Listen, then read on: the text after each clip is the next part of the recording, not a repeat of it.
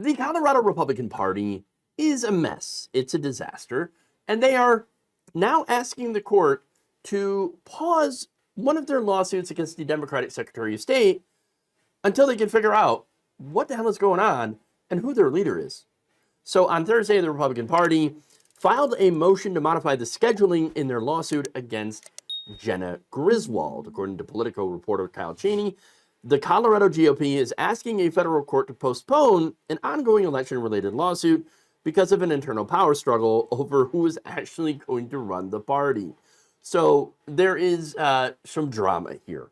Now, the lawsuit filed by the party in August reflects the Colorado GOP's latest attempts to limit its primaries to registered Republicans only.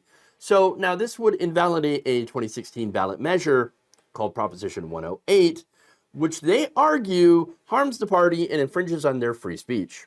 So party chairman Dave Williams had thrown his support behind the renewed effort, which was rejected by a federal court in 2022 and brought in John Eastman, the former lawyer for Donald Trump, indicted on election fraud charges in Georgia and Arizona. Williams faced backlash from his own party at the same time over a slew of other controversial decisions that he has made since his election in March of 2023. Now, the Colorado Sun reported that Williams had used state party resources for his failed congressional campaign and sent out anti-LGBTQ emails that infuriated fellow party members. Look, here's the thing, right? I know why it irritated fellow party members. Because you want to get people to vote for you. And it turns out that being anti-gay, anti-trans is not a winning issue. So now, since then, you had pro-Williams and anti-Williams factions fighting each other, even organizing dueling votes on whether or not to replace Williams with another person, U.S. Senate candidate Eli Bremer. Now, unsurprisingly, when you have these dueling organizations or dueling factions within your organization holding dueling votes, you're going to come up with completely contradictory results.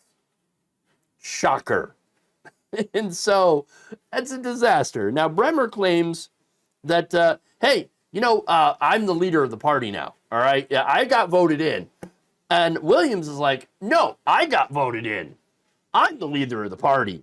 And so now there's a lawsuit from Bremer, who was suing Williams after Williams refused to hand over the keys to the party headquarters. So again, you have Republican on Republican violence. It's the best kind of violence. Not literal violence, by the way, figurative. But in some cases, by the way, in Michigan, there was actual violence between, these dueling factions within the Michigan Republican Party. And so, anyway, now that trial is slated to begin on October 14th, according to the Denver Post. So now, Williams actually tried to have that court date pushed back until after the election. However, that was rejected by El Paso County District Court Judge Eric Bentley, who rightly pointed out, quote, "It appears self-evident that the Republican State Committee cannot function." Well, let's just leave it at that. No. Here's a full quote. "Cannot function as intended without its leadership issue resolved. It is necessary in order for the party apparatus to function as intended as a state party before the election." So, but again, you could just leave it as the Republicans can't function. Yeah, no kidding. And since they can't function, by the way, it kind of does make sense that they're making the argument that they cannot move forward with the lawsuit against the Democratic Secretary of State until they figure this whole thing out. So yeah, that does kind of make sense. So now here's the thing. This is an organization that wants to lead the state of Colorado. They can't even figure out who's going to lead them. Why should anyone in Colorado vote for a Republican? They can't govern. Of course, that's kind of the whole point, right? To put people in there who can't govern. And look, a great example of the caliber of Republicans they have in that state, Lauren Boebert. So at this point, the party might as well just shut the whole thing down and just start from the beginning. Once they figure out just what the hell's going on.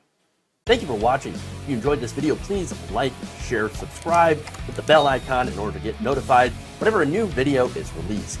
And if you want to support independent, progressive media through this difficult time where it seems like everybody is shutting down, you can become a member on our YouTube page, you can become a subscriber on Facebook, or you can go to my Patreon. It's patreon.com/Jeff Waldorf. Thank you.